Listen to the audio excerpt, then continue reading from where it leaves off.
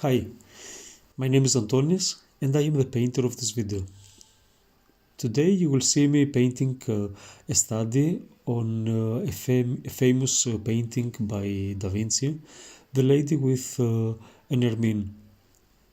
This is a beautiful painting. I always loved the way DaVinci painted the Lady with an Ermine, and I decided to just try and see if I can learn something out of this study.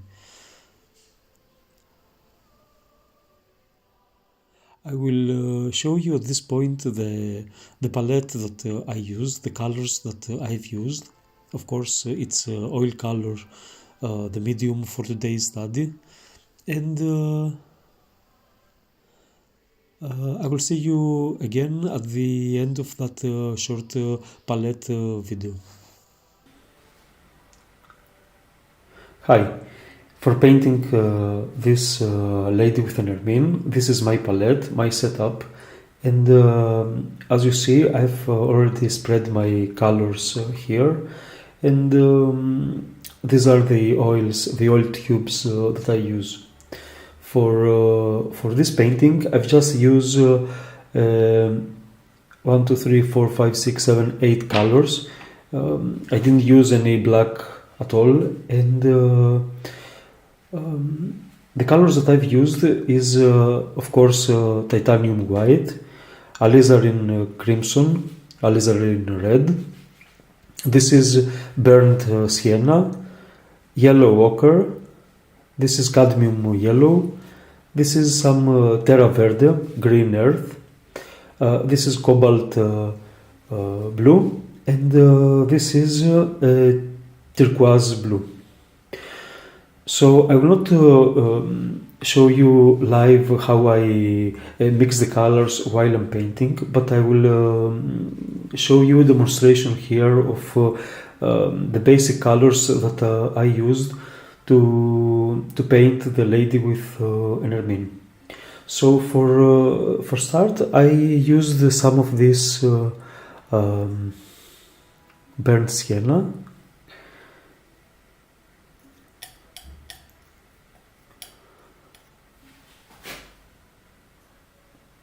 I mix this burnt sienna along with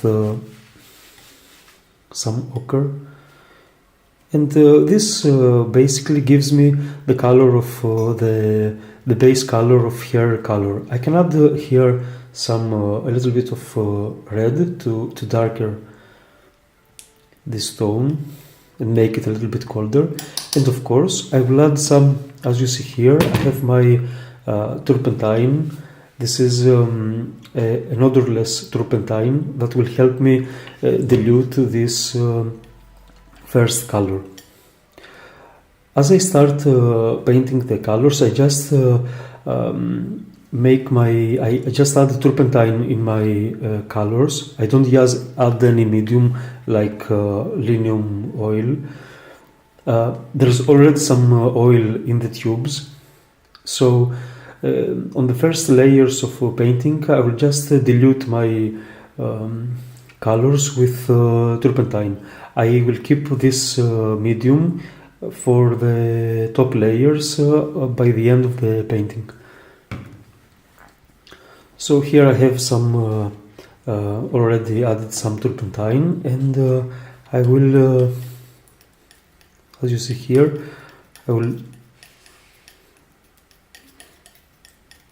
If this is light enough, I will darken it by adding some sienna and a little bit of blue.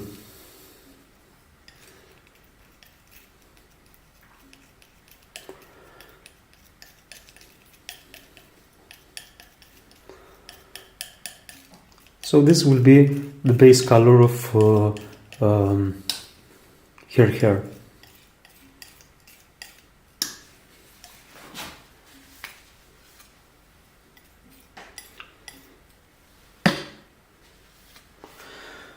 Next, I will make the color of the purple moss for her face, the base color that I will cover her entire face with it. For this, I will add a little bit of yellow ochre. I will add some a little bit of white, maybe just a tiny little bit of alizarin red, and I will see how it goes. As I've said to you many times, I don't have any specific recipes. I just follow the reference painting and try to understand what this might need more. Here I will add a little bit of terra verde, green, just make it a little bit colder and darker.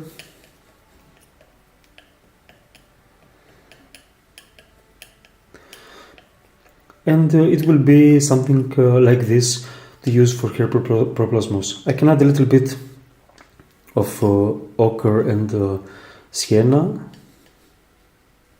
to darken it a little bit more. Again, I will add some turpentine here to make it more liquid.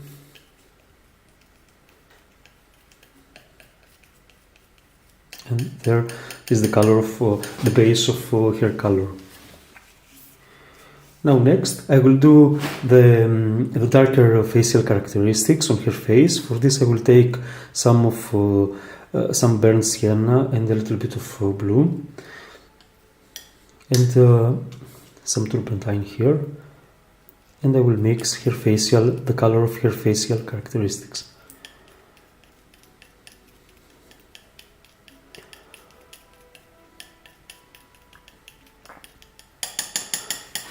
Now, I will proceed with preparing a color that is the first light on her face. For this, I will take some ochre,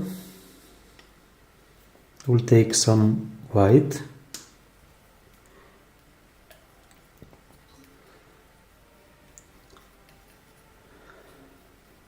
and I will add some alizarin red. I want this color to be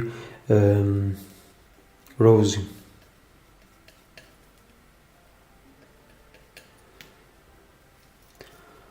If this is too dark, I will add a little bit of white.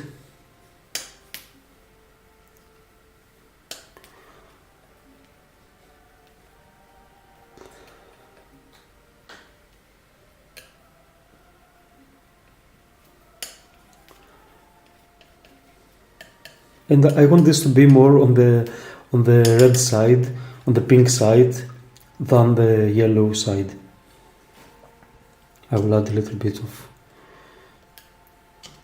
turpentine, just a tiny little bit.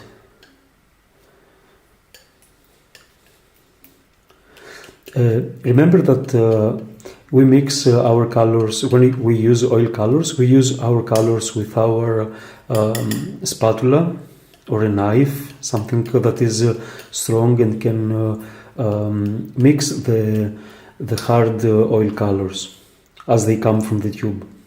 So this will be my first light, let's say, on her face. Now I will blend the first light with my proplasmos, with the base of her face, just by mixing these two. I can also add in this mixture, if say this is the tone in between the two, I can also add just a tiny little bit of blue to make it, give it some colder hue, make it richer color-wise. And with this tone that is, as you see, darker in between these two, I can blend and mix, let's say, this first light on her face to the base color on the shadow part on her face. Now for the second part, for the second light on her face, I will just take some of the first light here, and of course I will add some white. This will be my second light. Now, as you see on my video, I will also add some rosy cheeks on her face, and for these rosy cheeks I will just add a little bit of more of alizarin red and maybe some cadmium yellow. I will with this very transparent color I will make her rosy cheeks. This can also have some of the first or second light. For example, as my spatula knife is still colored with my second light, I will take some of the alizarin red, just a little bit of alizarin red. I will make a strong red pink color. This with this, and by adding now at this point also a little bit of oil medium, I will make the color for her cheeks.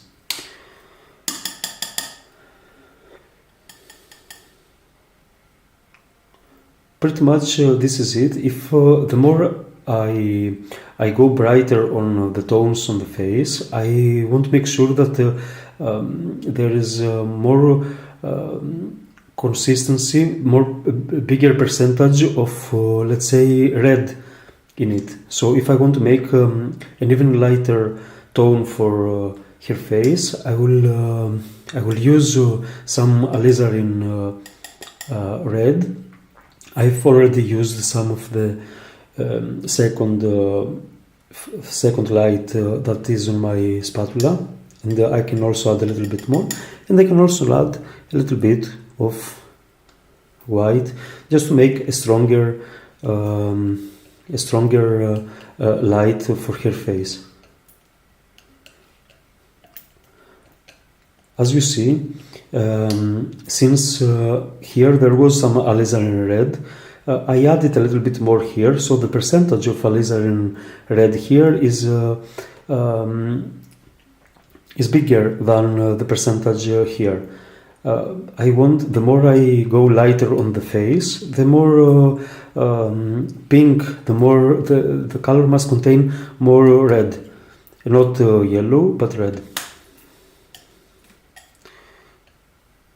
So this will be my third light for her face. Now I can, the whole painting is a mixture of these colors for the most part. I try to blend and mix them and manipulate the color in a way that will give me the face, but it's as simple as doing this. I can also make I can also make a tone that is a little bit cooler, like I can take some of my flesh tone, add a little bit of green, of blue, and make it just a shade cooler. You can't actually tell maybe here, but it makes a difference. And if I need to make a color that is pretty dark, I can wipe, of course, my knife, and then take some alizarin red with some blue. When we mix these two, the result is a very deep black-like color, and if this has some red hues, we can eliminate those by adding just a little bit of terra verde. Green is an opposite color to red, and by mixing those two, we will eliminate any red hues that this mixture might have. So with this color we can make the darker facial characteristics, like the eyelids and the nostrils on her nose, and also some shadows on her hair and the head. We can also use this color to make the background, and it's a pretty dark and rich color. For the blue of her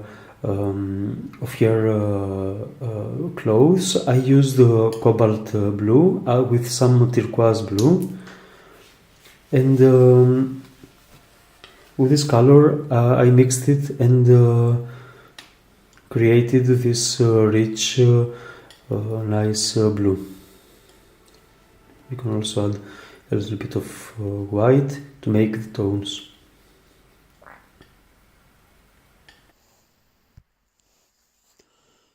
Okay, so back to our video. I hope you have a better understanding of the colors that I use, my palette, and the way I will paint this beautiful portrait. As you see, at this point I will paint my underpainting, the so-called underpainting. I have transferred my drawing on my board, and for this I use a regular board that I use for iconography as well. It's the same preparation I do with rabbit skin glue and some calcium powders.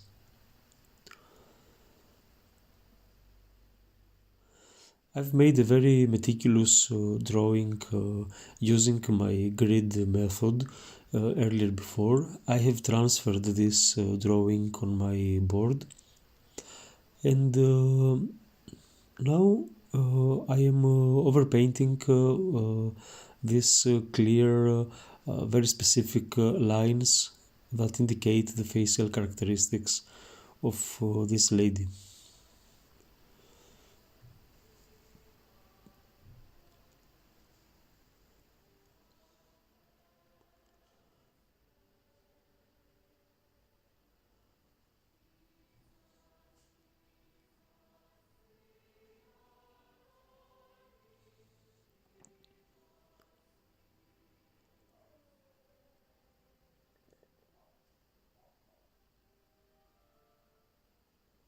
I try to be as accurate as I can and very close to my reference.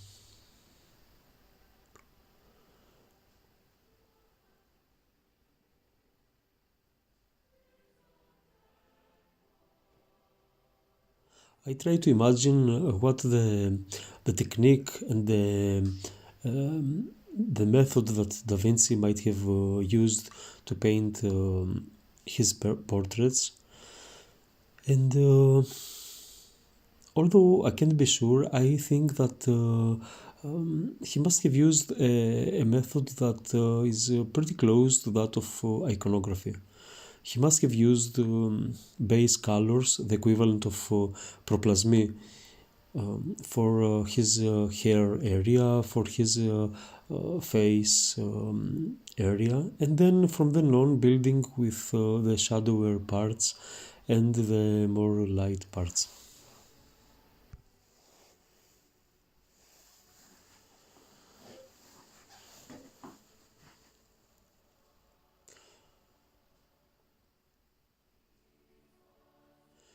Now I'm doing the background, a very simple dark background,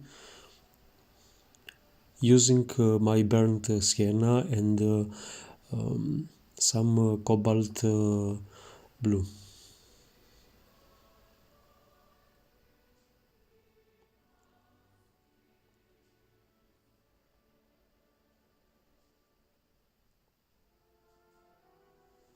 As I have said before in some of my other videos, I don't really have specific recipes in how to make a color for flesh, a color for say a specific cloth, etc. I just try to observe my reference and imagine how the master painter must have painted this color, must have created mixing this color.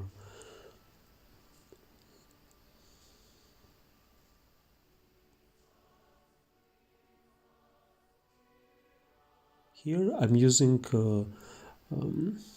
some burnt sienna and some yellow ochre and a little bit of blue to create this red brownish base color for this girl's hair. As you see, I follow the same iconography method using covering everything with a base color.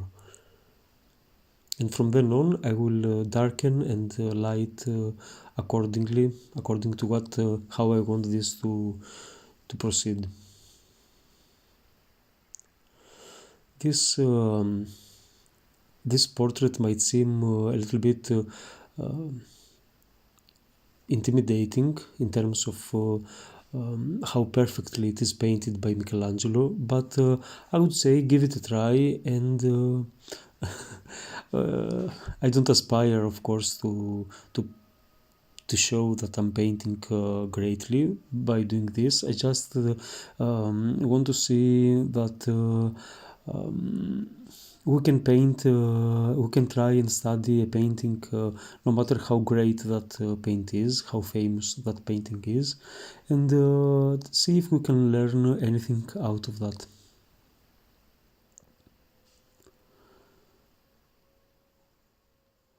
So now I am painting this base color for her face, and as you see, since the facial characteristics that I painted before are still wet, I have to be very careful to not delete those, to not erase those by with my brush. I feel a little bit nervous at this point because I want to be very precise about her facial characteristics, and I don't want my brush to sweep the color from that first underpainting where I have established her facial characteristics. The best would be to either paint these characteristics with a tempera medium that dries very quickly, or to wait for a couple of days for this underpainting to dry.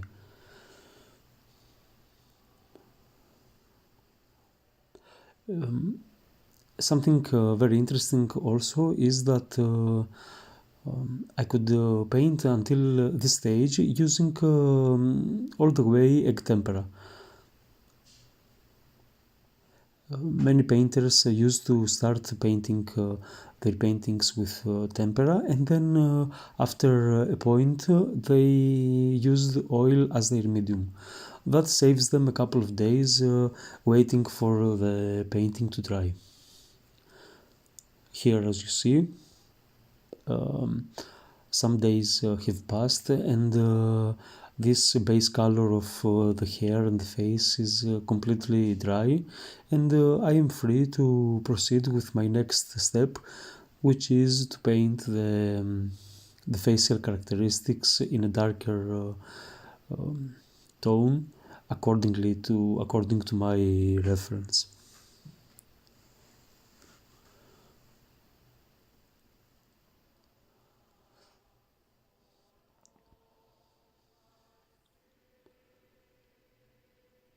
I take my time, and as I said, I make this darker color using a little bit of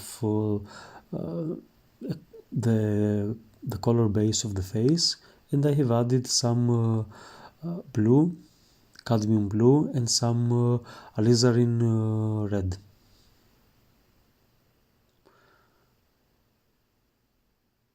I try to not be overwhelmed by DaVinci's painting when I'm doing the study. I try to convince myself, saying that it's okay, I'll just give it a shot, and I don't need to be as perfect as Da Vinci is. So this gives me courage to proceed and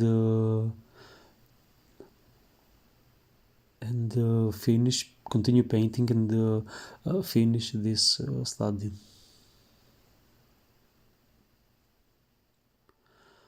As you see, I observe very closely my reference, and I try to be as precise and as close to that as possible.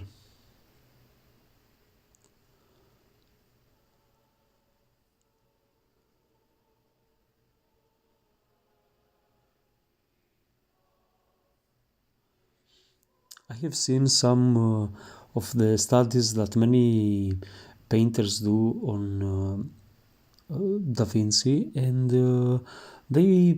they start and finish their painting, their study, in a very strange to me way.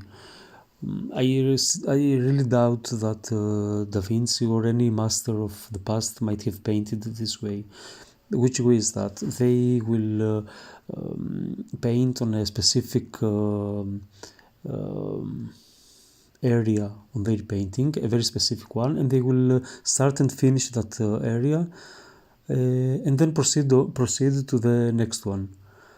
I don't think that so they will finish their painting square inch by square inch, in a way that doesn't seem organic, doesn't seem very fluent. Of course, the result, I have to say that it's really strong and really close to the reference, but I have to say that I doubt that the great masters just finished every square inch, every square centimeter of their painting all the way before proceeding to the next square inch and then the next square inch and so far.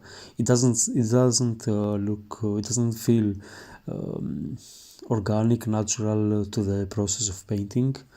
And although I was tempted to experiment a little bit on that, I decided that I will follow my gut. I wasn't present when Da Vinci painted this lady, but I will follow my gut and paint this the way it feels more natural to me. So very similar to iconography, I will take my time to paint the darker facial characteristics, the shadowier parts, the darker parts on the face, and I will try to blend them to the proplasmos or the base color of the face as appropriately as it needs to be.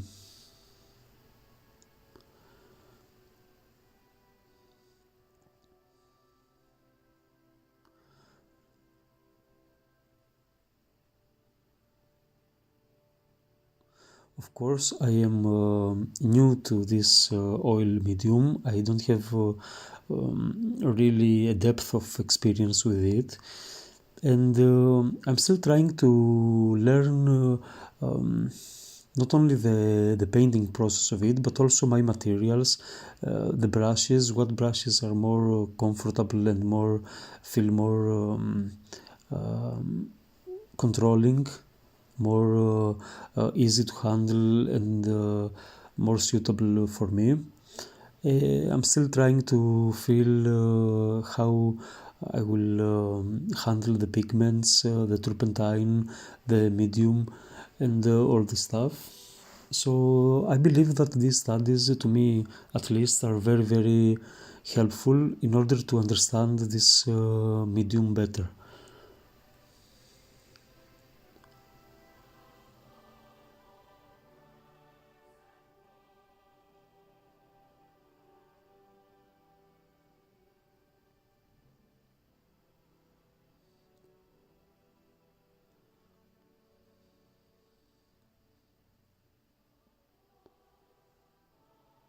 Just take your time and with transparent, fluent brush strokes, try to blend and to define somehow the darker areas of this face or any other face that you will decide to paint using this method.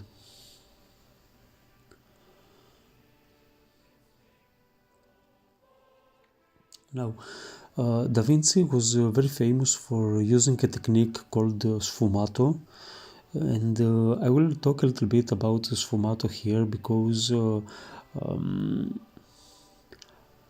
it's something that I have to talk about in this study. I think I've learned one thing or two about it here. But sfumato is a technique that comes in use later on when there is some oil, some wet oil on the painting, and there needs to be some blending done. Here, as you see, I finished with painting my darker facial characteristics. I've done the best job I could blending them and trying to be faithful to the sitter's expression. In this way, in this case, the woman that I study, and here you see me painting a first layer of light on the face of this girl, the same way that we do in iconography. The brown base color beneath is dry. Several days have passed after the application of that, and I feel free to paint this light without worrying that it will be muddy or it will be dirty from the brown color underneath. If the color was wet, I would have to use a more oily, more impasto layer of light, and that would create a different sensation, a different feeling and atmosphere for my painting. This painting is of Da Vinci is very thin. The layers are thin, and I believe that this was close to Da Vinci's technique. Although I would be glad if someone could give me some other technique that Da Vinci might have used for painting Mona Lisa or this one.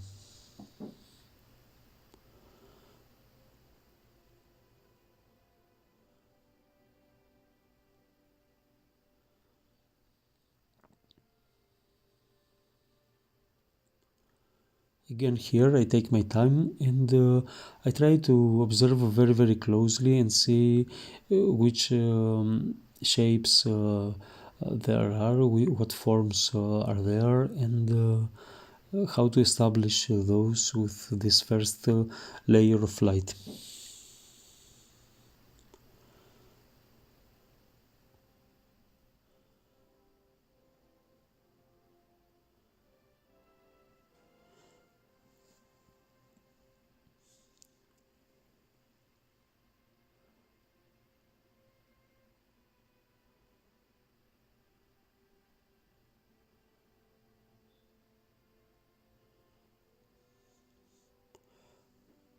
As you see, I am using the tip of my brush, and I don't worry at this point about blending or anything like that, just painting first layer of light.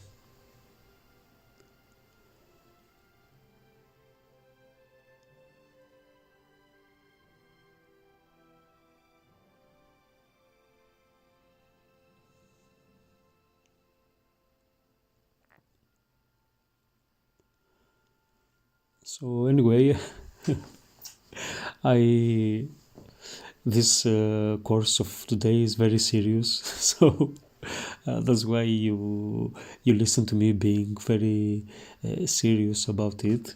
But I have to say that I'm very happy, very glad to talk to you, to communicate with you, even in this way, and I do hope that you spend your time creatively since the last time you saw a video of mine. Um, Again, a big thank you for being here and for being part of this community. We shouldn't be, in my opinion, painting is fun, and this project really was a fun project for me. I really had a good time painting it. I was completely absorbed, and this is an indication of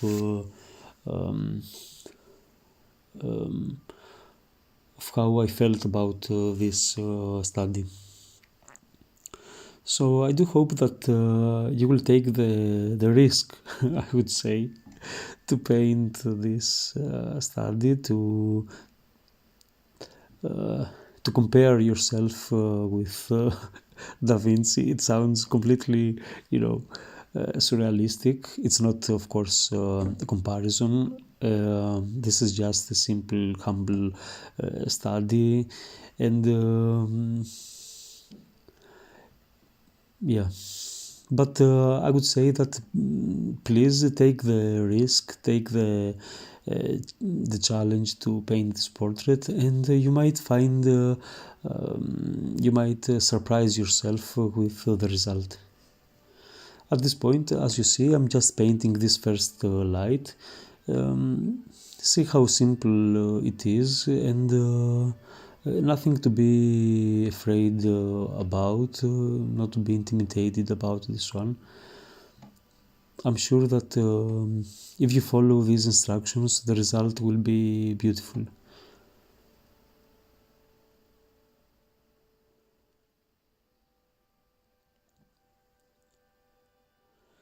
Here on the mouth, try to not distort the shape of the mouth. Pay some extra attention to it. And try to see where the light hits the upper lip or the chin. The more you paint, the more you will have the experience to understand how things will change when you will blend this first light to the base color. And to me, but as I said, I have no much experience with using oil. The more I paint with this beautiful and mysterious, in many ways, medium, the more I paint, the more I understand how I can blend this better, and how I can move and manipulate the color in ways that I want them to be moved.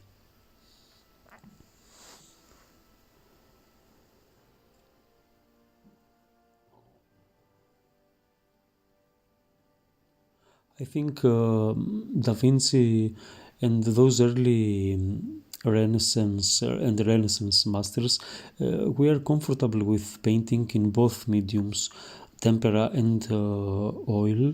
And as one of my subscribers commented very to the point, I think, knowing how to paint with tempera is a big advantage when you paint with oils. We tend to paint oils in a brighter way, a more vivid and playful maybe way, I don't know. I think it's a great advantage to to know how to paint with tempera when you paint with oils as well. So don't just compromise, no, don't just restrict yourselves by saying that you only use tempera, you're only tempera painters, or that you're only oil medium painters. I would say experiment with both mediums, and one will inform the other about painting.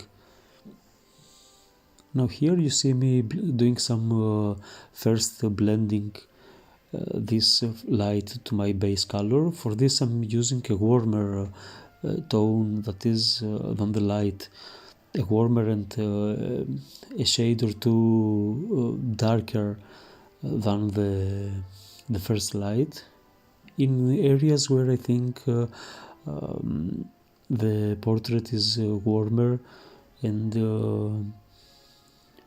need a warmer blending. For this blending I've used some of the first light with some alizarin red and a little bit of the color of the base color. Again, I try not to freak out at this point about how this portrait looks.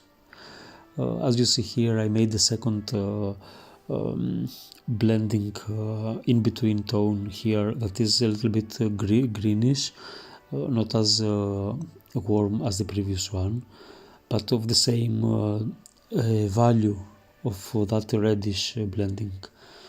And with this I will do some more blending on areas of the face that don't seem very warm.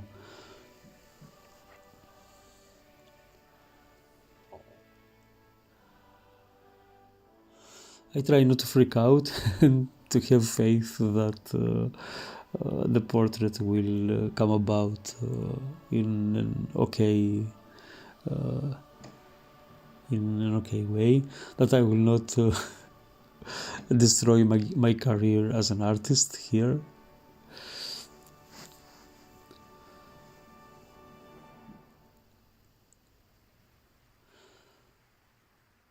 And I wish many times I wish I had some teacher to teach me all these techniques, all these secrets that these masters might have. Unfortunately, it seems to me that I have to rediscover them, or partially them, some of them. I don't think that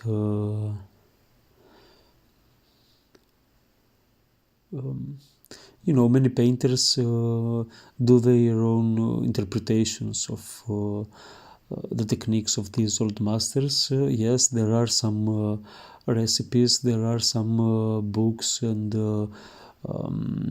texts that explain and talk about the techniques of these old masters. And pretty much they are okay, they explain it very thoroughly, but at the same time, the more I read these, or the more I have read those books, the more confused by the end I feel, and the more uncertain about the techniques of these old painters. So at some point I decided that I have to just have to do these studies, and if the study by the end looks okay or pretty close to the result, then probably the technique I've used is pretty close to the result.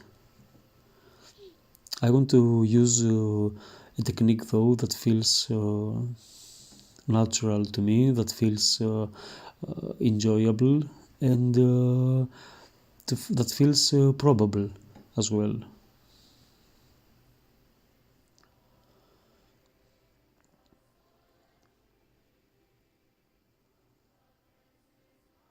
This way of painting with using a base color feels very calm and relaxing to me.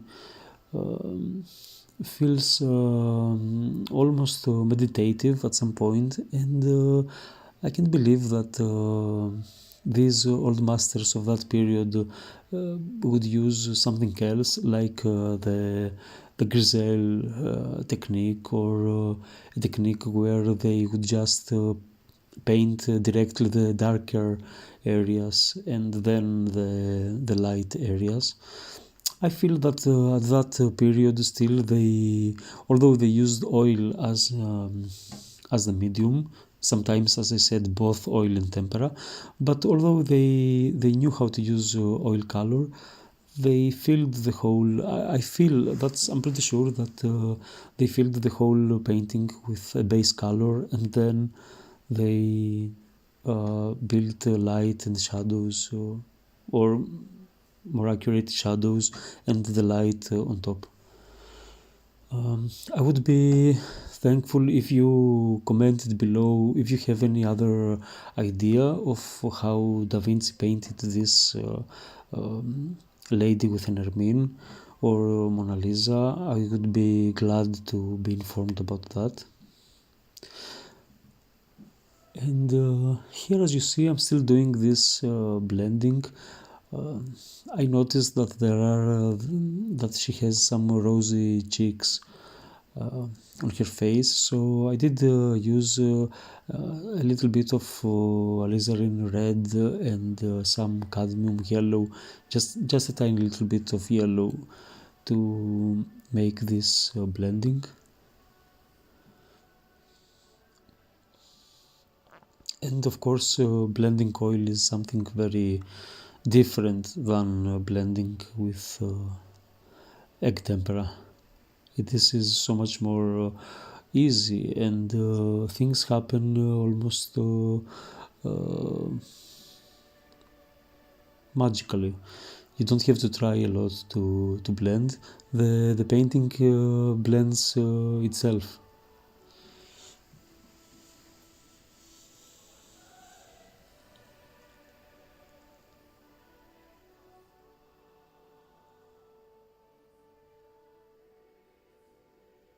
So just to have a perspective of what I'm doing here, I have painted my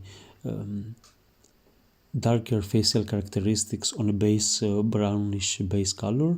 I've painted the basic light shapes with a color with titanium, yellow ochre, and some alizarin red, and then I did some blendings, some warm and some colder blendings that are using colors that are in between the base color and the first light. These blending colors can be warm or like using base color, first color, and some alizarin red, and just a tiny little bit of cadmium yellow, and greener where I used the first light, some of the proplasmos color, and a little bit of green or cobalt blue in it.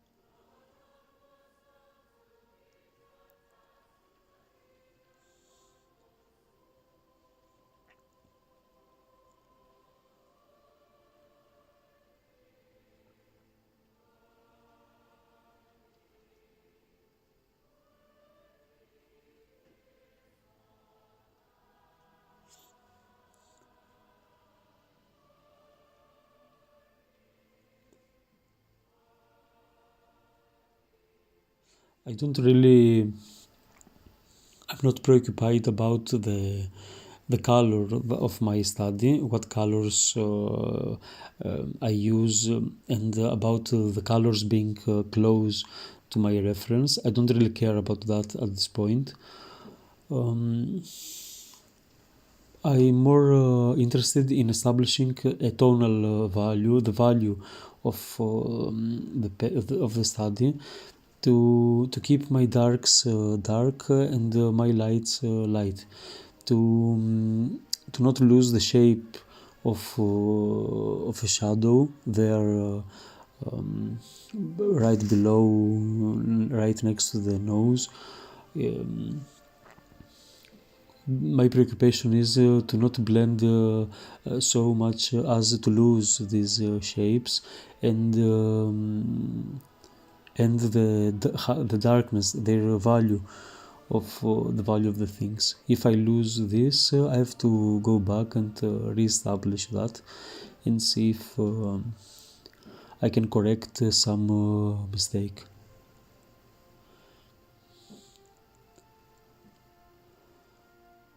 I'm not in a hurry to proceed to a next layer of light.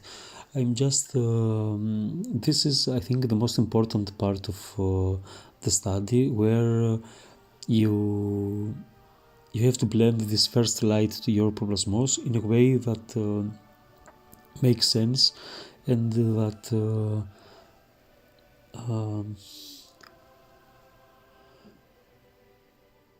the lights are and the shadows are in the right proportions.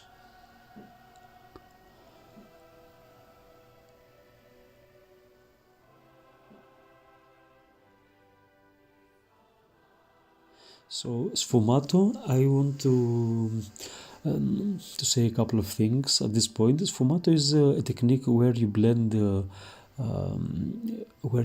in such a way that things are kept hazy, in a hazy, are painted in a hazy way. You can't really see the edges and the contours of the shapes, and I think that the more you proceed with the painting, the more easy it is to do this sfumato blending. You can do sfumato from the beginning, since at first you just have to establish your lights and your shadows, and you just have to do some basic blending in order to understand how this painting will work. And then at some point, when you have some, when your painting is already much oily, much grease on it, you will do the sfumato in some areas like the mouth and the lips, etc. Although I'm not an expert on it, I believe that sfumato, like as you see me doing a little bit here, is on the edge of on the left edge of the mouth, is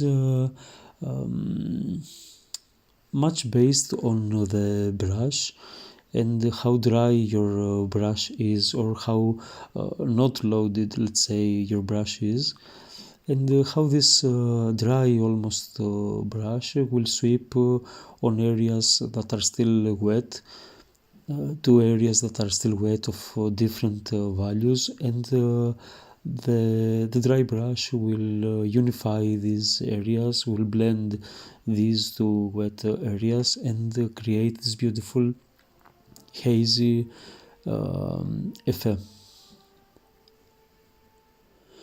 So if you want to experiment with sfumato, just I would just suggest that you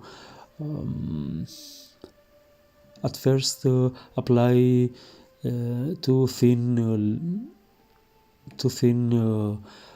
colors on a surface that are still wet, that are still oily, and see if you can blend those with a brush that is not completely dry, but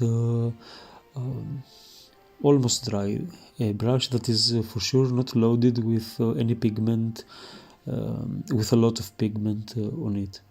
you can you can touch your brush on a color that is in between value of these two colors that you want to sfumato blend. Then wipe your brush on a piece of paper, and then just wipe this brush, pass your brush on the edge of these two, on the place where these two colors meet, and I think you'll achieve this sfumato effect.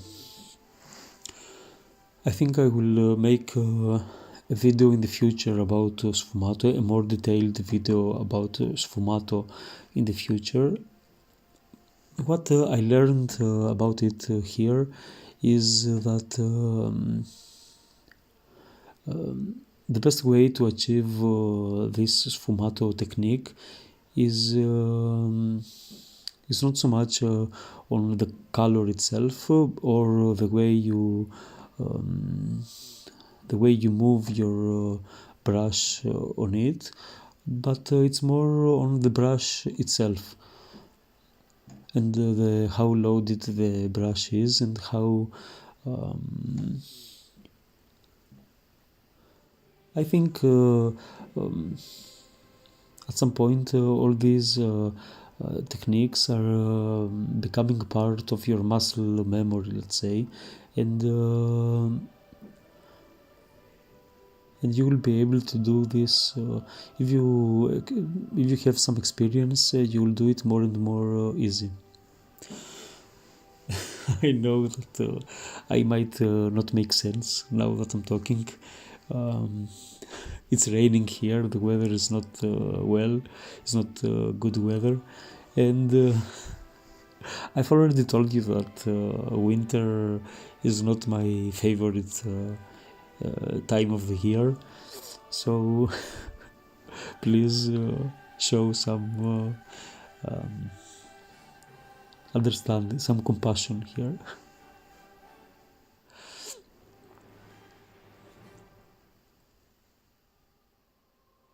Now, in iconography, there are when we paint in iconography, there are some parts of the base color, the so-called proplasmos, that are visible even by the end of the icon. Here, I feel free to I feel free to cover this base color with a color that is more suitable, let's say, or that will help me blend the shadow part to the light here on the upper part of the torso of this woman. And again here some sfumato blending on the face. Many viewers complain that I jump sometimes from an area of the painting to another without any specific reason, but when I'm painting I might see something that bothers me, and my brush is probably loaded with the appropriate color to correct it, so that's why I'm tempted, and I succumb to this temptation to directly correct what I see and what's bugging me, and then continue with the work that I was doing.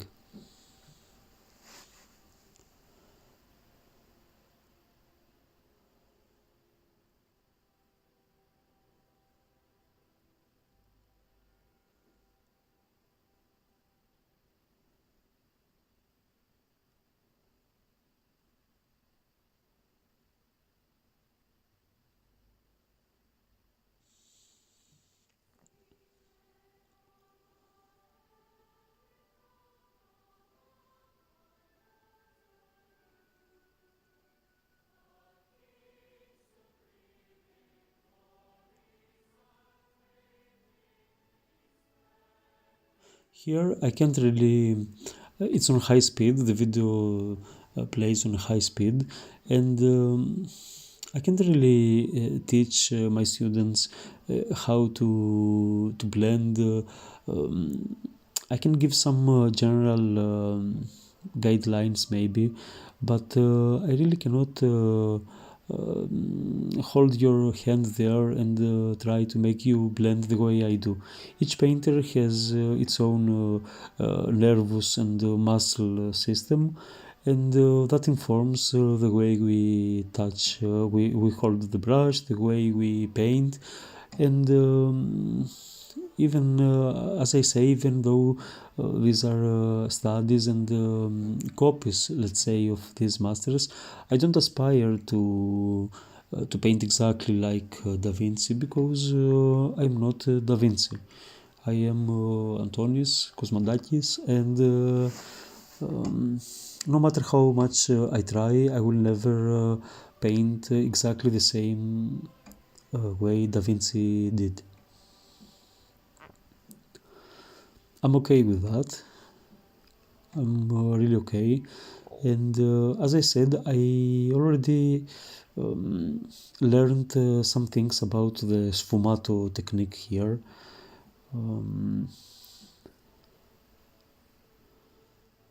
For example, here on the upper lid, I have to, if you notice well, you will see some areas that are darker and need to be blended in such a way as I explained before.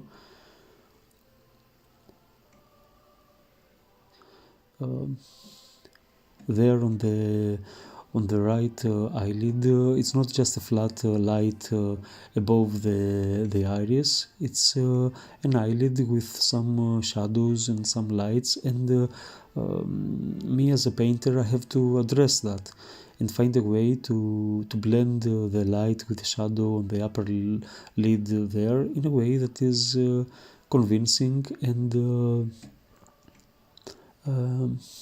worthy of the reference that I'm using.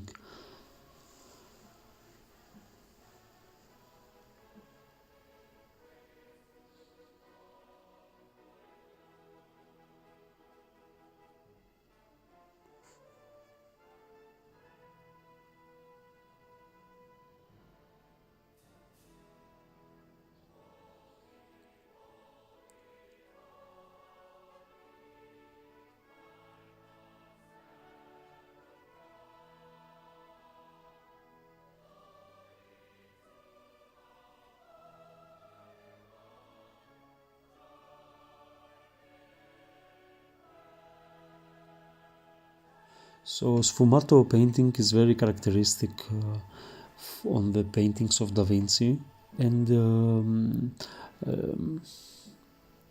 more than that, his work is flawless. You rarely see any brush strokes in the way that you see those in the works of the Impressionists or other painters. And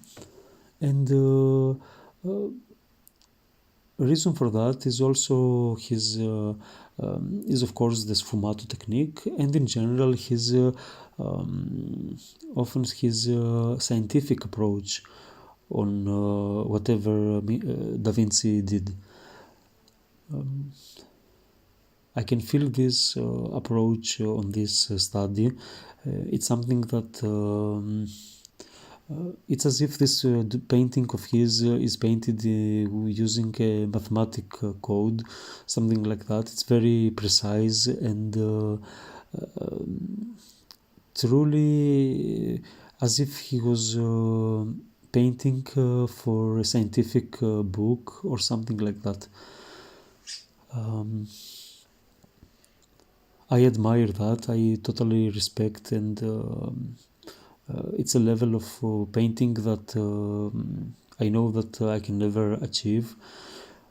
But at the same time, I'm not Da Vinci, and it's okay to paint with imperfections and to not aspire to be such a great of a painter. That's fine. I'm fine with that, and yeah.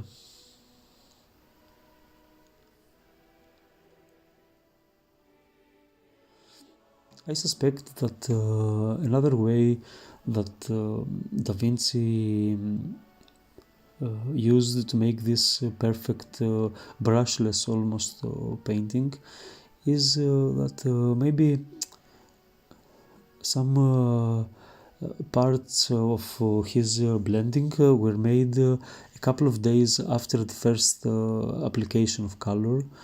The color was maybe almost dry or half dry, and then using a completely dry brush, he would manipulate this almost dry color and make it as smooth as we see it today. I'm not sure, this is just an assumption, and it's something for me to experiment with and see if I can achieve a similar effect on these. I'm pretty sure that El Greco did such a blending on his faces, the faces that he painted. He would wait for a couple of days, and then he would move the color around with a dry brush, giving thus a result of that is very expressionistic and vivid. Of course, he used very coarse brush strokes, but I think that you can achieve smoothness and this sfumato effect by using an oily a brush that is maybe dipped in oil, and then just touching on the drying color below it. I hope that you understand this course today, what I'm talking about. This will be a very long video, and I didn't want to divide this video into two parts. I just want to keep it big. I hope that you will get something interesting and something helpful out of it. Now, here the second part of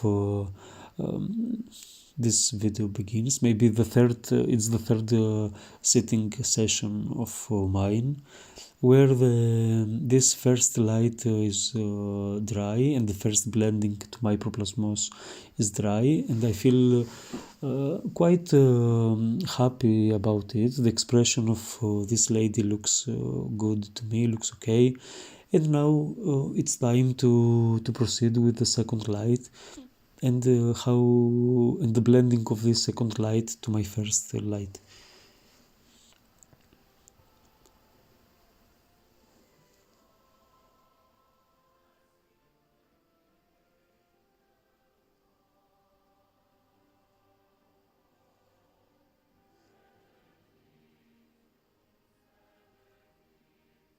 So it's again the same thing. What I did before, I will do the same thing now. I will try to observe the areas where this second light exists, the brighter areas of on her face, and paint accordingly. I will not. I don't care much about blending this second light to my first right now. I will just apply and paint this first light in the shapes that I need to paint.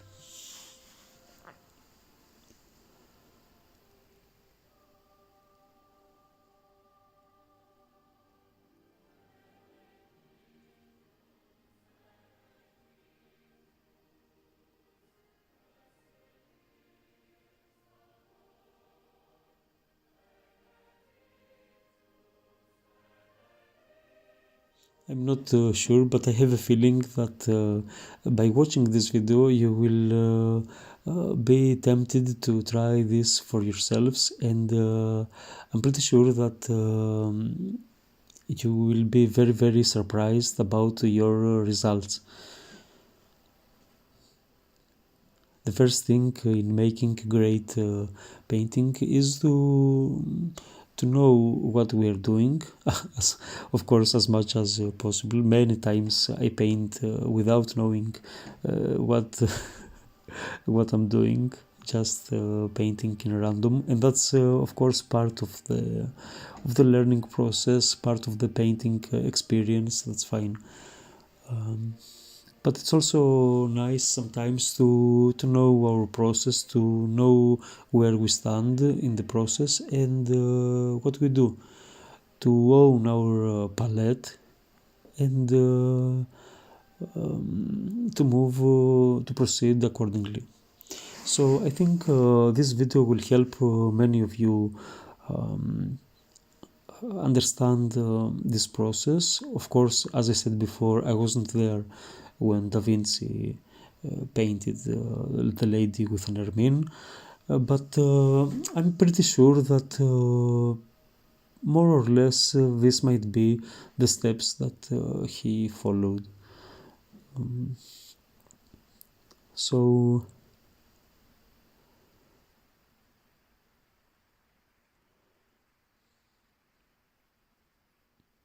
if you paint this portrait, I would be very excited to see the results of your efforts, and to let me know how you felt by painting this. Feel free to send me photographs on my email that's on the description of the video below.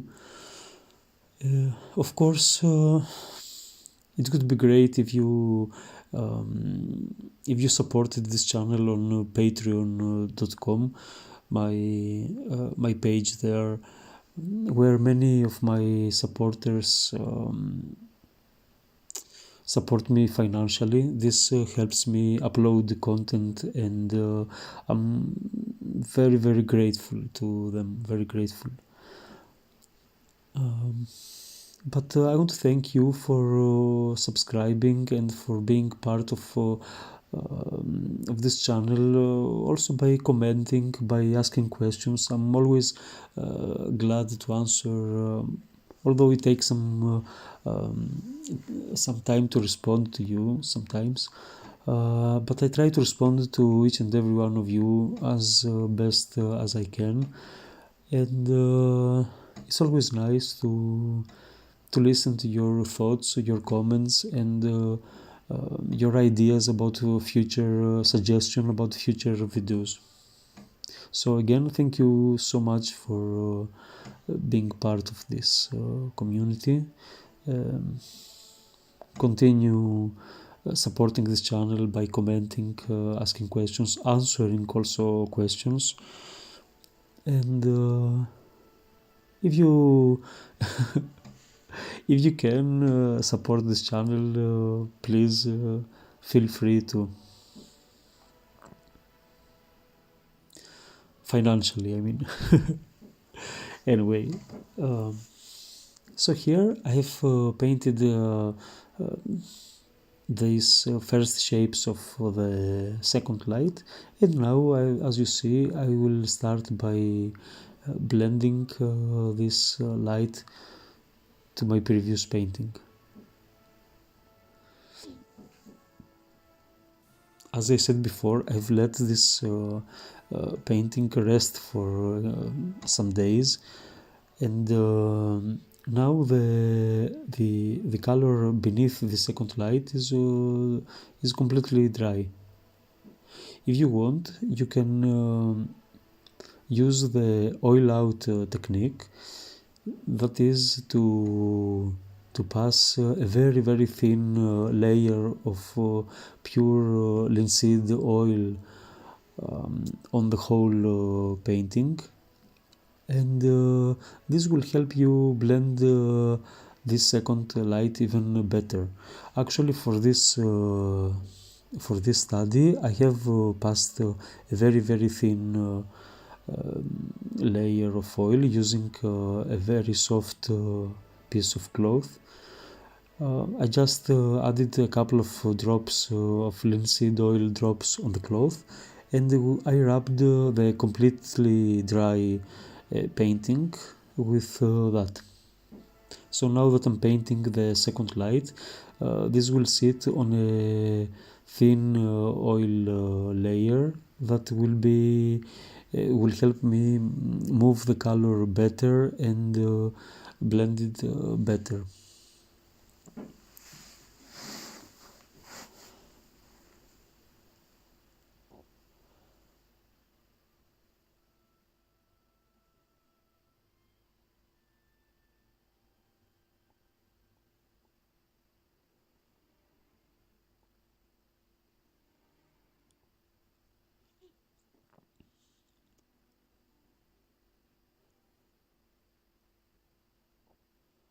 Of course, to blend this second light, I will use a color that is very similar to my first light. For this second light, I have used the colors of the first light, that is yellow ochre, titanium white, and a little bit of alizarin red. And for the second light, I will add some more titanium white into that first blend, and also a tiny little bit of alizarin red. I want, as I proceed, as I move on, to be more on the pinkish side than the green, than the yellow side of the colors. And now, as you see, I'm using a color that is in between this second light and the first light. I've added also some oil medium to make this more transparent and more oily, and I'm doing this blending.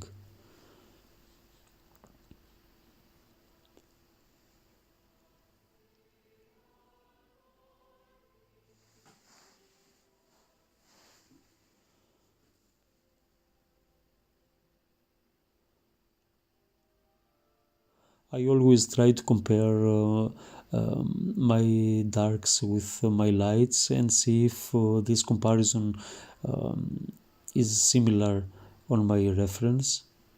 I try to keep my darks there, not to cover them. Darks on a face or on a painting are very, very, very important. They will reveal the light and they will make everything come together.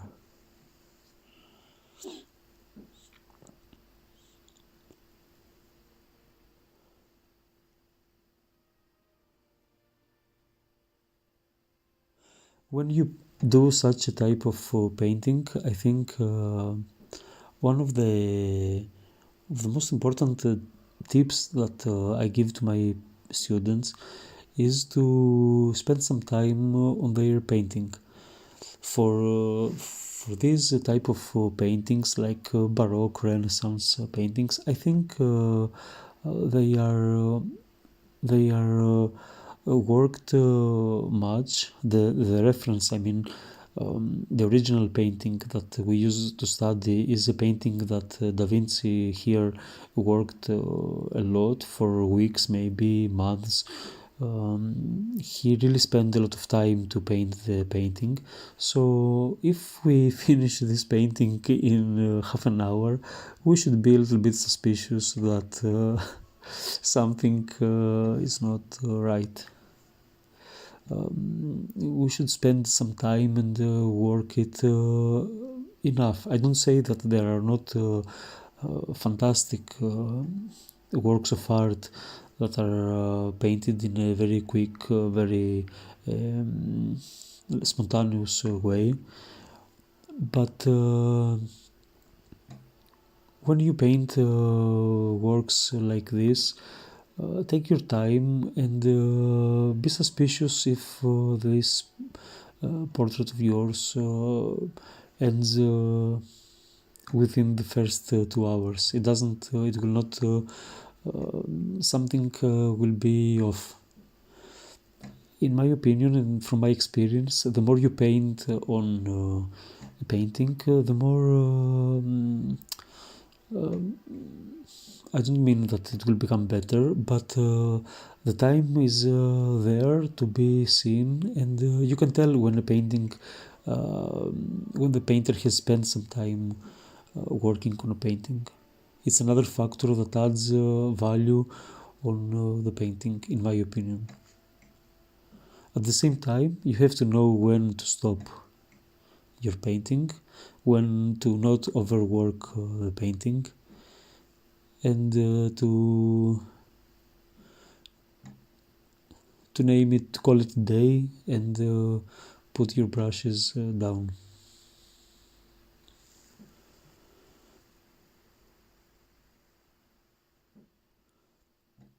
Another thing that I want to discuss at this point is that many times we paint this second layer. This is also something we do in iconography, and that second layer just feels of low quality, feels fake, feels almost plastic. It doesn't sit very well on the first light. This is because when this happens, you have to revisit these areas with your first light, blend second and first light again, and more gradually build your shapes to the light. If we abruptly go from the first light to our highlights, to the areas of the face where need to be light, if we go there abruptly, then the result often looks plastic, if I make sense.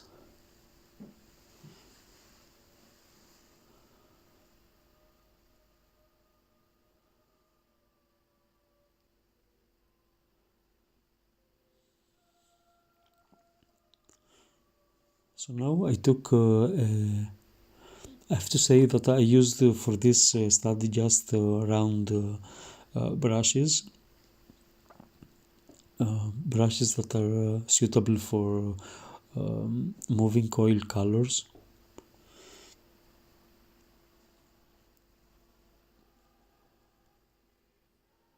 And I will proceed with painting the details of this face by observing my reference as much as I can.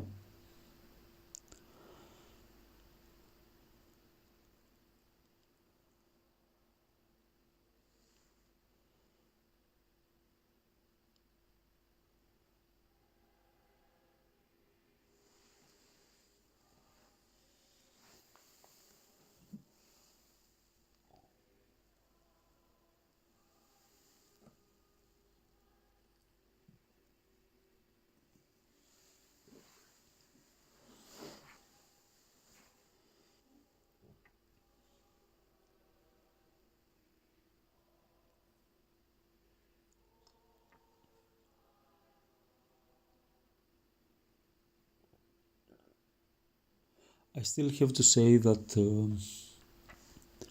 I haven't 100% found my best brushes, or what's the brushes that best suit me. I feel that I'm doing something wrong with these brushes. Maybe this is just my comparison with tempera brushes, where I feel that I have 100% the control of the brush and the pigment and the way I apply the pigment on the surface. But here I have to say that I don't feel in absolute control of the color. The color looks sometimes feels very thick on my brush in a way that is not easy to apply and blend, and something this is something that I'm still struggling with. Oil is a very different has a different method and techniques than tempera, and I'm not sure if this is a matter of my inexperience or a matter of the wrong materials, that wrong brushes that I use. I'm pretty sure that it's not a matter of the medium itself. As I've seen, we all have seen paintings painted with oil that are extremely detailed. The painters like the Northern Renaissance masters of Holland, of the Flemish masters, used oil in a way that was extremely detailed. So I'm pretty sure this is not matter of the medium itself. On the contrary, the medium can achieve fantastic results. It's more, I would say, my inexperience, and maybe I haven't found yet the right brushes and the right consistencies to paint as in control as when I paint with tempera. So here what you see is me going back and forth doing corrections. My palette, as I showed you before, is pretty limited, I would say. That's good because it can help me go lighter or darker without the risk of adding some color that is completely foreign to the previous process. So at this point I'm just doing the corrections, and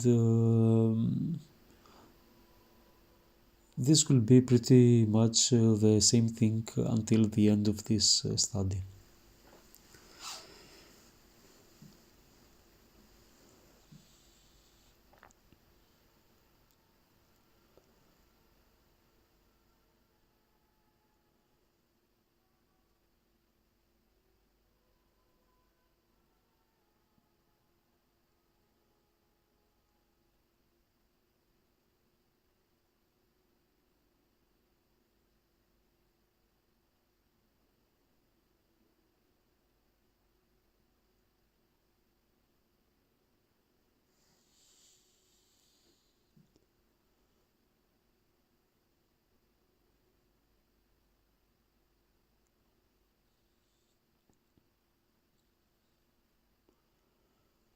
Again, I wish I had a tutor, a teacher so bad.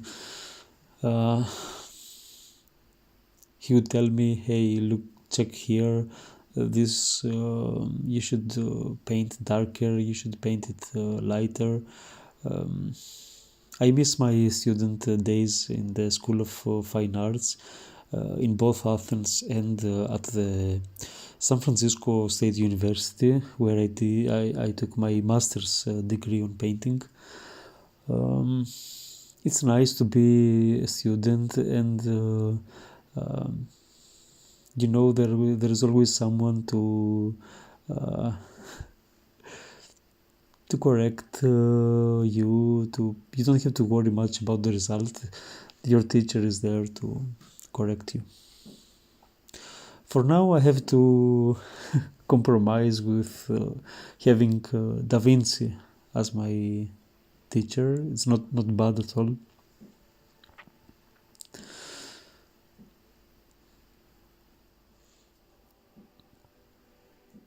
But you know what I mean.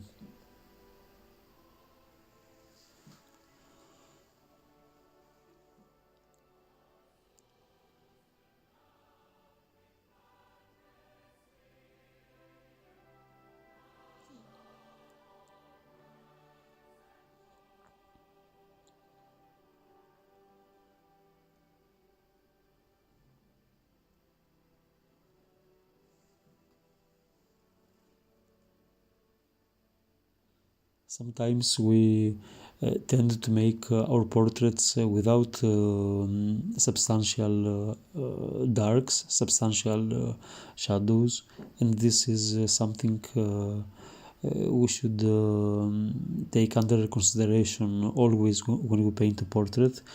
We have to ask ourselves, are these are the dark elements dark enough in my portrait or not? If not, this might contribute to a portrait that is flat, uninteresting.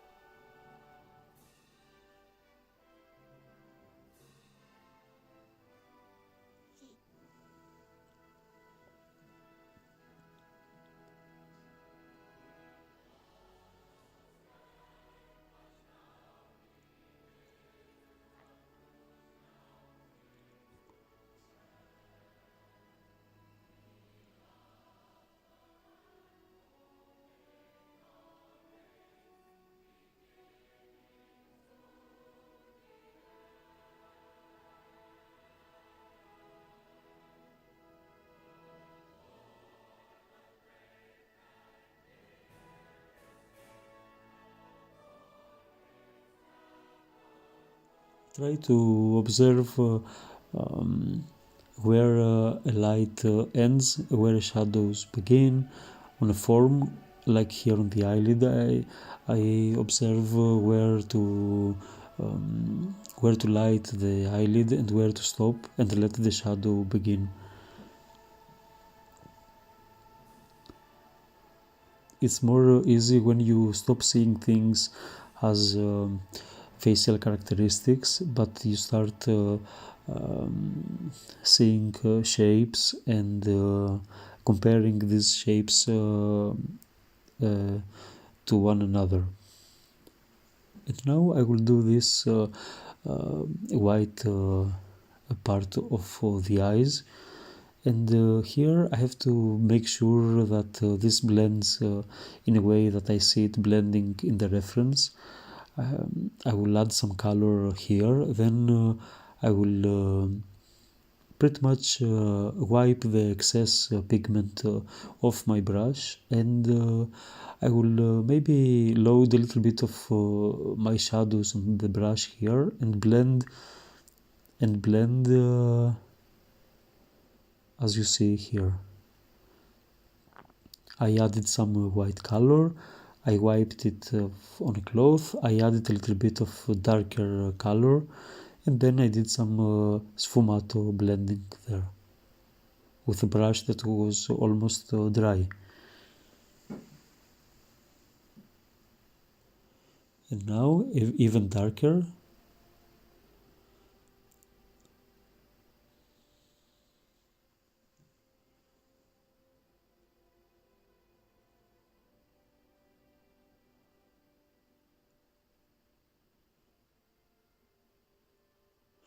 The good thing with using oils as medium is that you can just wipe your brush and load it with something else.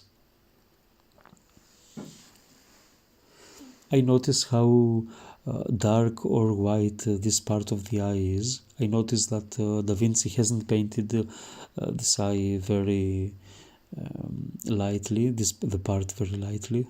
So I want to make sure that I will not paint the white part of the eye very bright.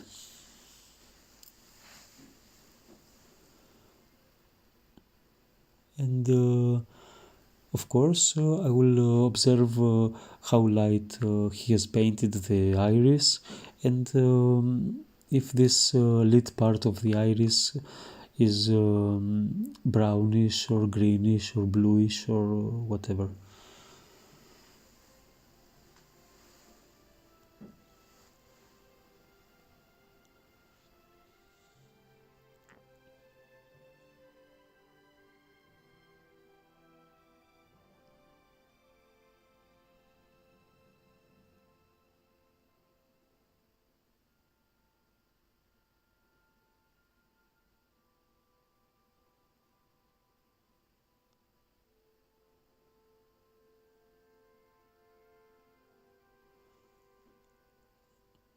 Now this reflection on the eyes, it's I think one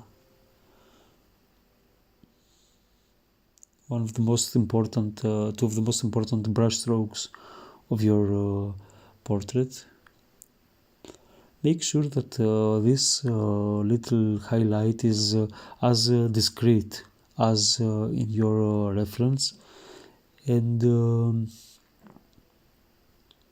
in order to make that discreet, you can load your brush with a transparent light color using a lot of oil medium, and just let that oily, whitey, transparent, semi-transparent drop light your iris.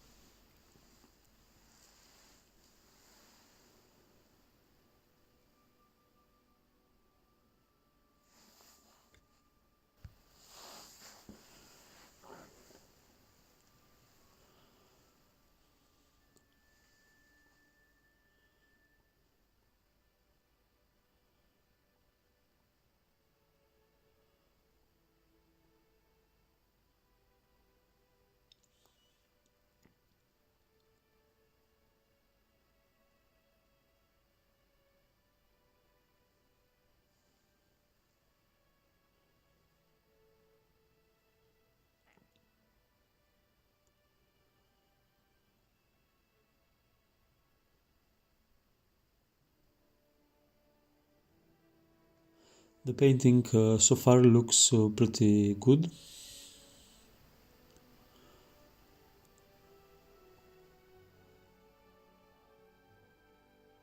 I guess that I could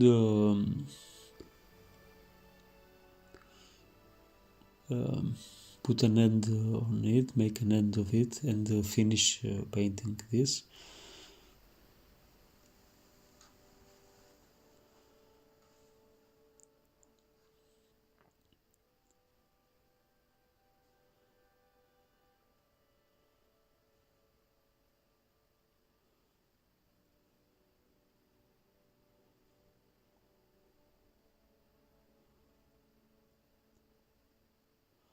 But again, this is a study, and I want to see if I can push my limits a little bit here and see if I can learn something or if something better will come up if I keep on painting.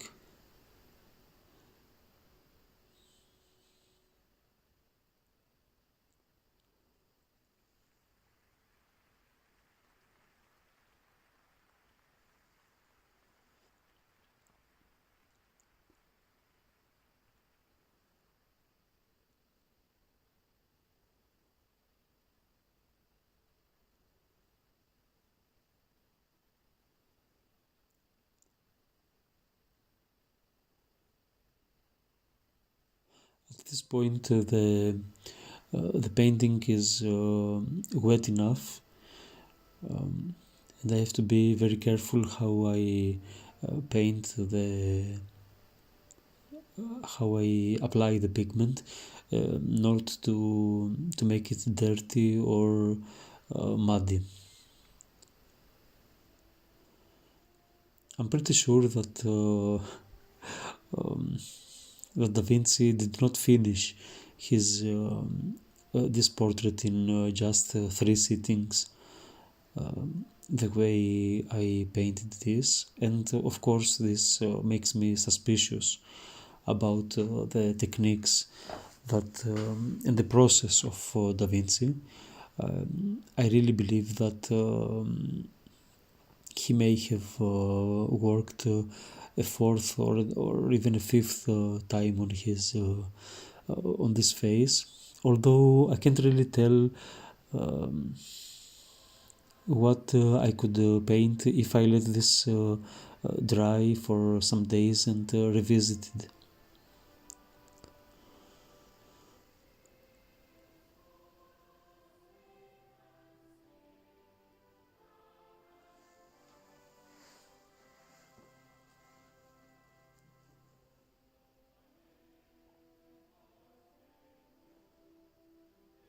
Another thing that I have noticed about these paintings of Da Vinci and Raphael more maybe is that although they seem to be um, very well blended and their use of sfumato is fantastic and for the most part it seems um, great. If you go close enough, you can definitely see some very charming, very nice, tiny little brush strokes that added to the beauty of the painting.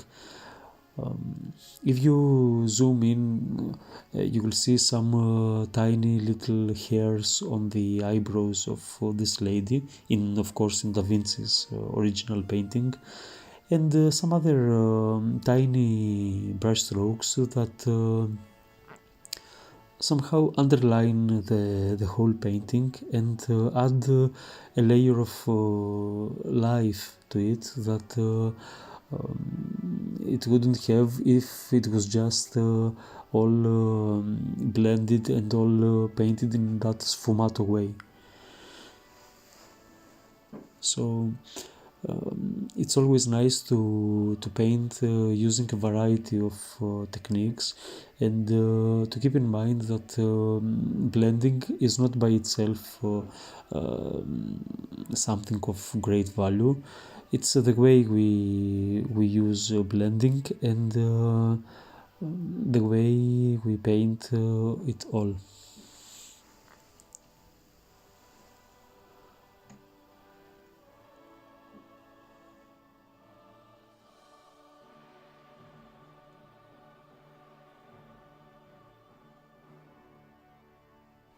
I'm very happy that I used a limited palette with this painting, using just 8 colors and for the most part 6, as I haven't used almost any cadmium yellow and almost any turquoise blue, but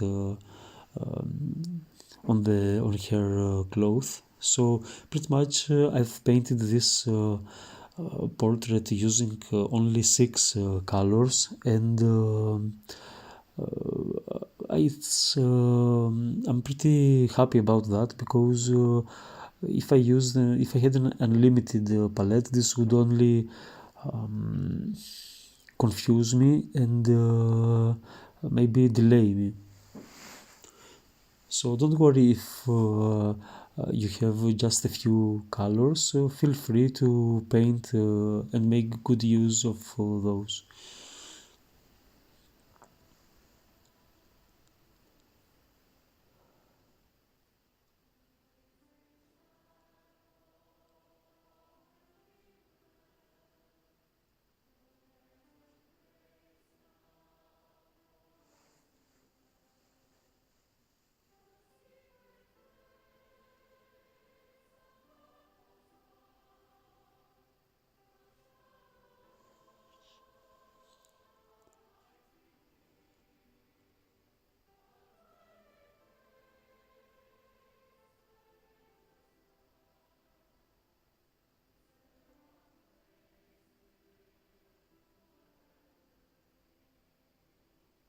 Some painters, when they paint their studies,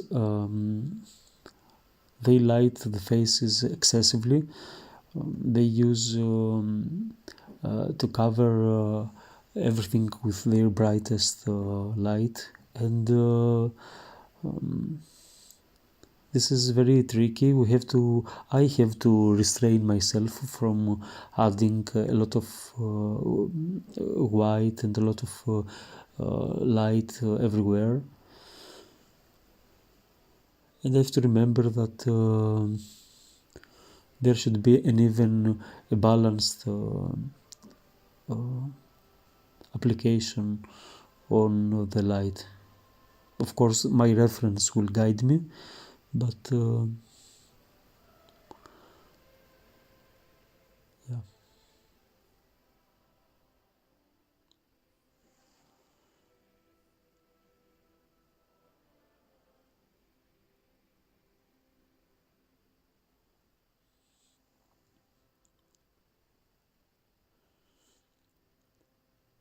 To me, it is truly unbelievable that artists of that period achieved such beauties. The heights and the level of the artistic value is unbelievable to me.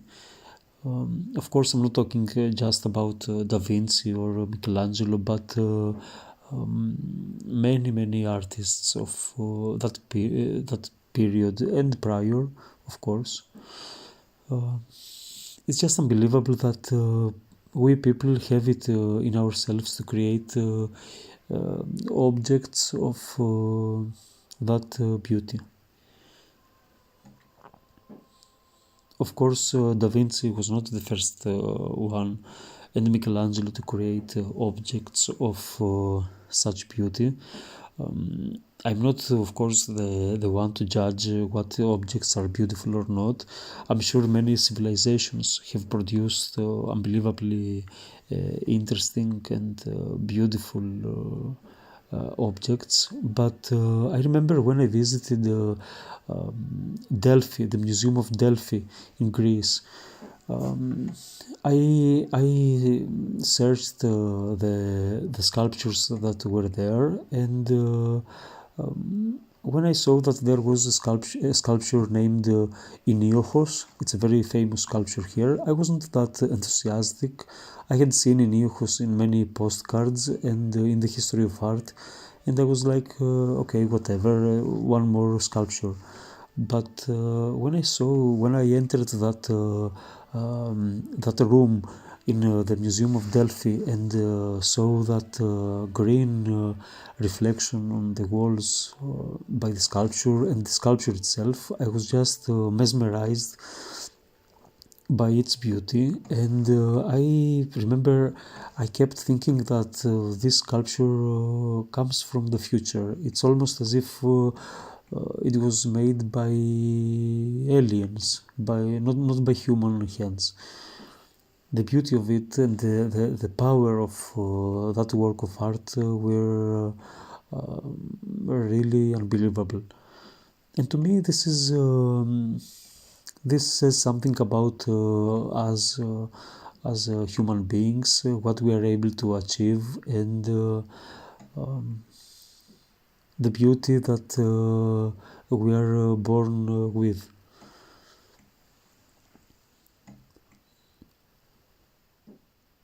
It's something that consoles me and gives me strength and power to keep going on this earth for as long as I will be. I'm blessed enough to teach art at school, and I'm glad that I'm able to teach this art appreciation to kids, to young adults, and I'm always happy to make them understand the power and the beauty of the works of art.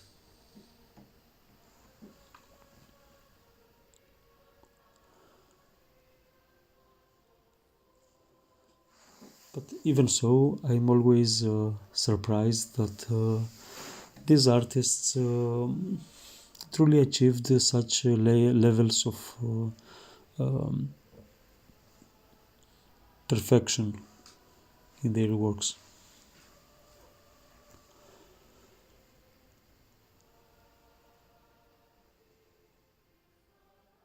So as you see here, it's just blending and blending and more blending, and that is really fine. Um,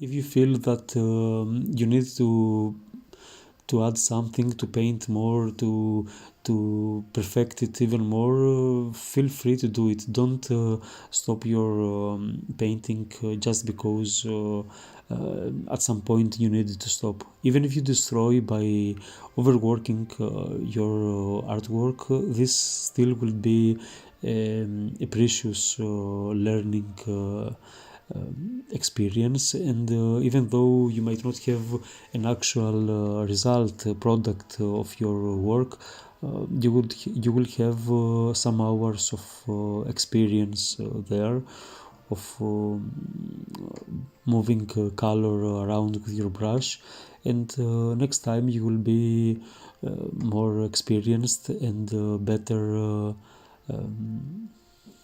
you will remember your muscles, your nervous system will remember the movements, and you will paint better.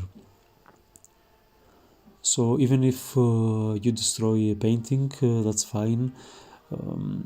Just keep painting for as much as long as you feel that your painting, your study needs.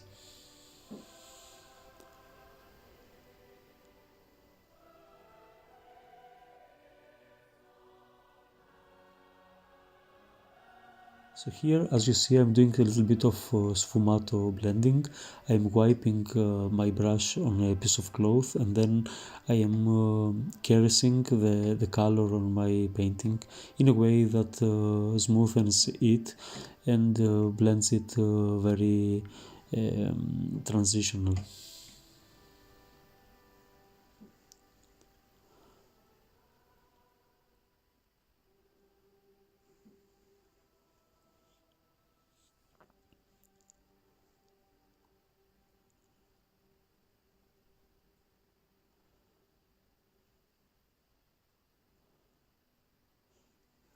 I know that by now many of you might be sleeping, and that's really nice, really fine with me. I often watch videos of artists and other YouTubers that bring me to sleep in a matter of seconds. So it's really I would say it's a compliment if you write to me that these videos help you relax and even sleep. I will take it as a compliment. It's a really long video. I don't think I've ever posted a video that long. It's more than 2 hours long. But I think it's a course that it's nice to post it for free in just one video, and if you can't watch it although if you are watching until here so far, then congratulations to you. Let me know on the comments below that you did actually watch the whole video. I don't think many of you will do it, but anyway, um, I I decided to not split the course into parts just because I wanted it to be in one entire video. I was thinking to post it on a platform where you could somebody could pay to to watch this video, but I decided to upload this for on YouTube, where you can watch this for free.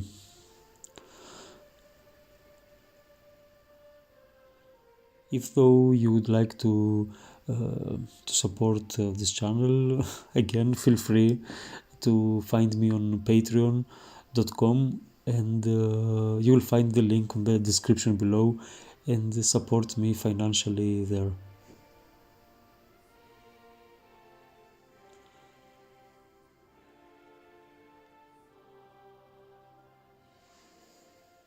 This is almost, as you see, uh, done.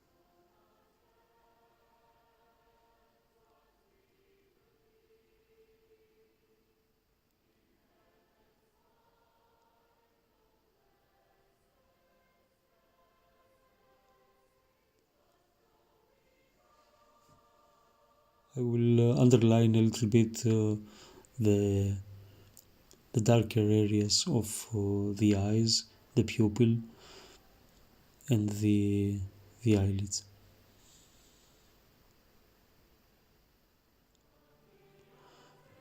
I erased this highlight there just because I needed to darken the pupil.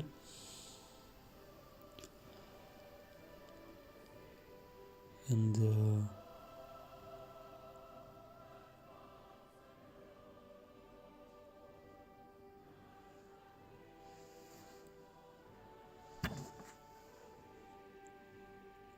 the eyelids, the eyebrows a little bit.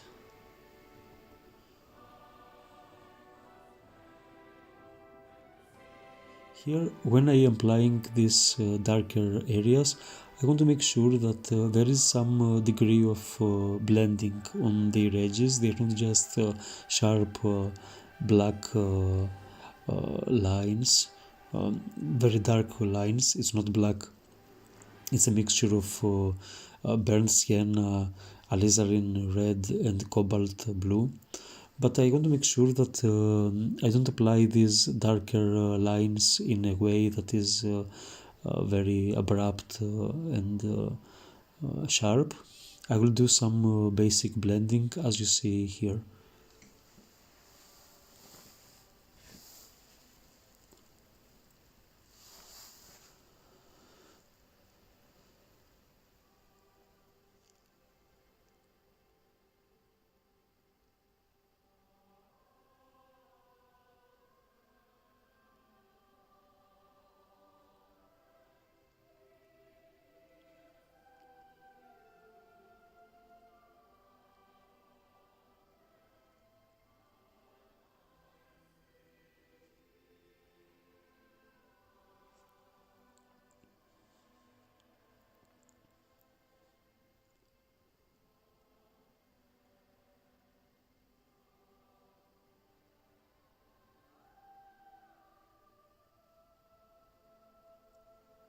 Some sfumato blending here on the edges of the mouth.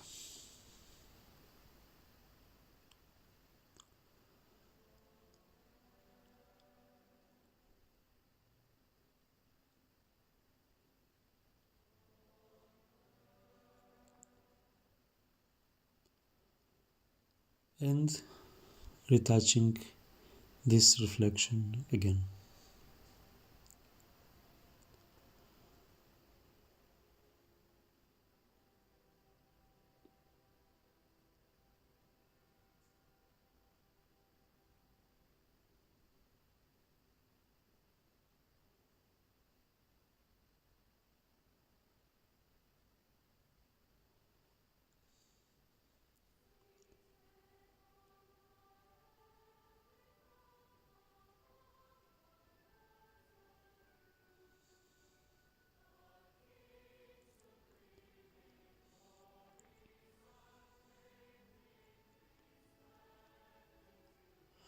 You can understand by watching this video how tedious painting can become sometimes, how back and forth we painters move,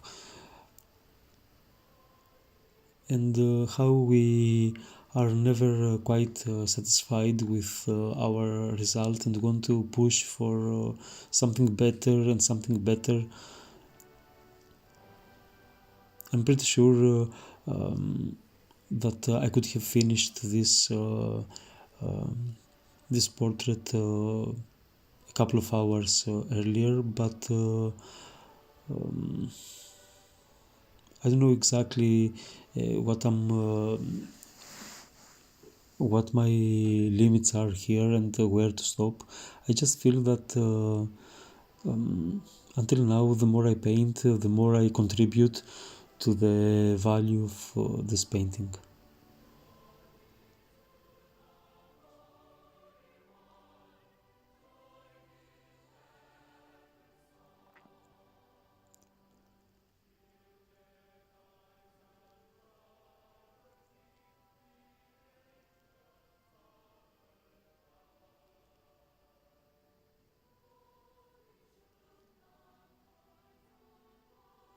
I have to say that at this point I'm pretty happy with the result of this study. I like the way light and shadow is built on the face of this lady, and more than that, I will say that I'm happy about the study. I feel that I have learned quite a few things about the medium, the application of color, and the sfumato technique itself. It's something that for sure will be useful to me, and that's why we do those many of those studies. We can apply all these techniques, all the things we learn from these studies to our personal work, artistic work, to the paintings that are completely our own. I don't mean that I will start painting ladies in this sfumato, using the sfumato technique, or mimicking the style of DaVinci or the Renaissance style, although that could be, you know, an artistic proposition.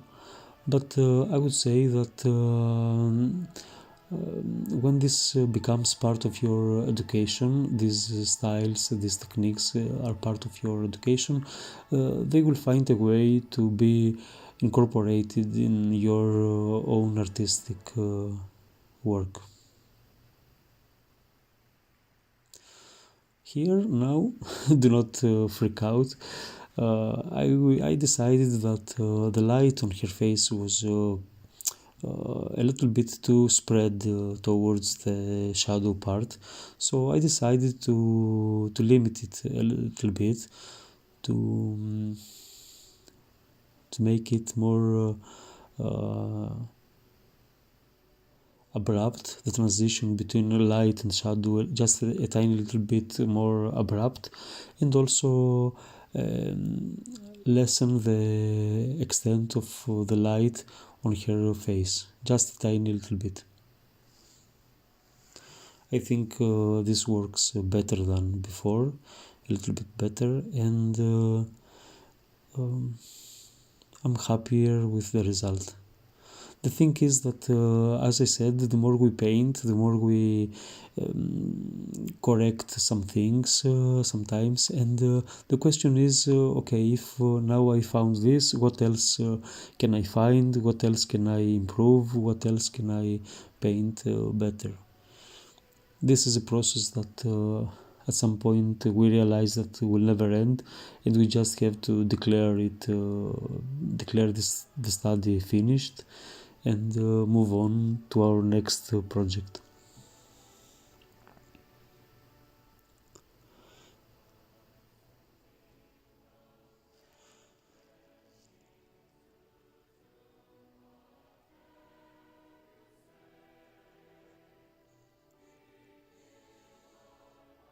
I want to thank all of you for being here. If anyone is still here at this point of the video, I would be really glad if you let me know. Just send me on the comments, along with your comment, send me a little image of a clock if you can, so that I know that you really stayed so far on this video. Thank you so much. I wouldn't continue making these videos if I didn't receive so warm comments from you all. I just have to say that I truly am humbled by your response to these videos, and when you tell me that it's these videos help you continue your education on painting, on iconography, this really helps you to just go back to your studio again. I have to say that it's really moving for me, and it's I think the best reward I could have.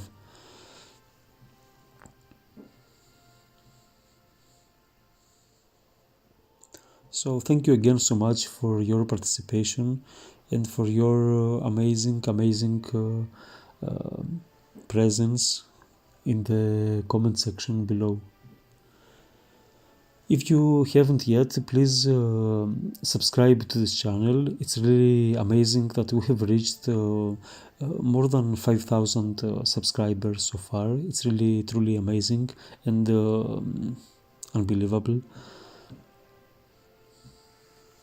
So a big thank you for this, and I hope that I will continue uploading stuff that's gonna be very useful to you.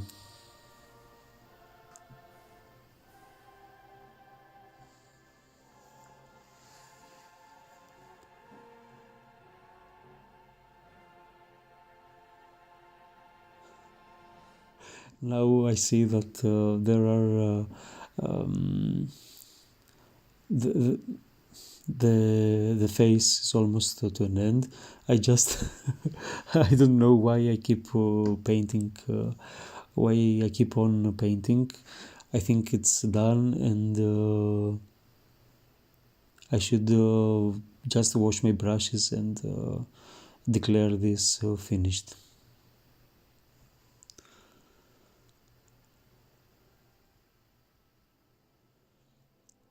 You can always find me on my email below, and you can send me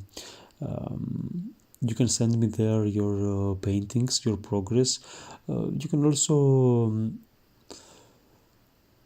also find me if you need any commissioned artwork. Feel free and to reach me at that email and discuss what you want me to finish, if you want something to paint, and the details of that.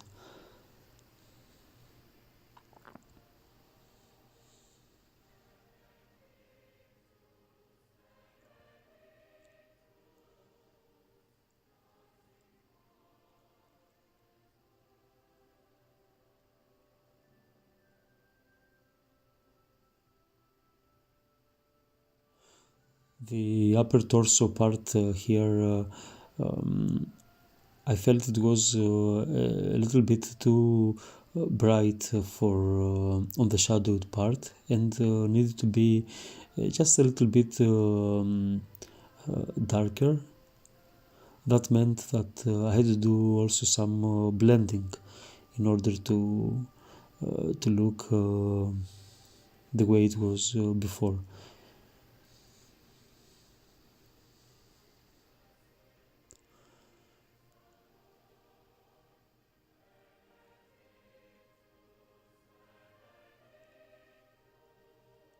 I would say that I struggle the most finding the shadows and keeping the shadows as dark as they should be. It's really hard for me. I have to force myself go darker, and even now that I painted this darker element on her shoulder, I feel that I could have gone even more dark without fear, but I guess that is fine too.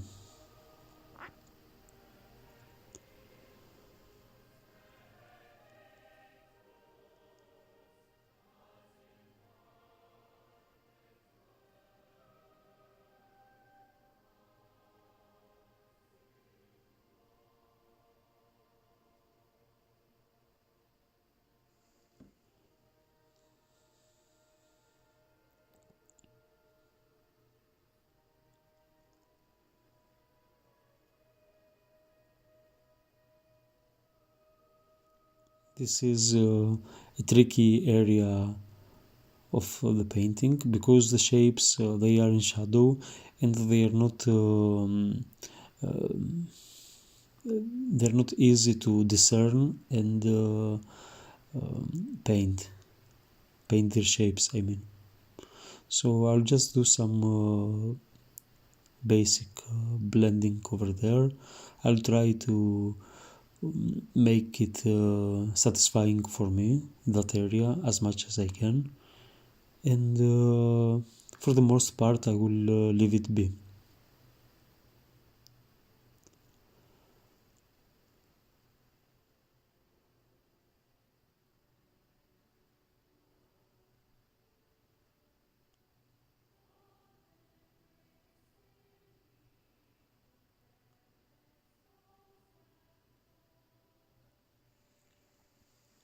Thank you so much again. This was a free course on how to paint the lady with an ermine, originally painted by DaVinci. Thank you all so much for being here, and I wish that you will find this course interesting and useful to you.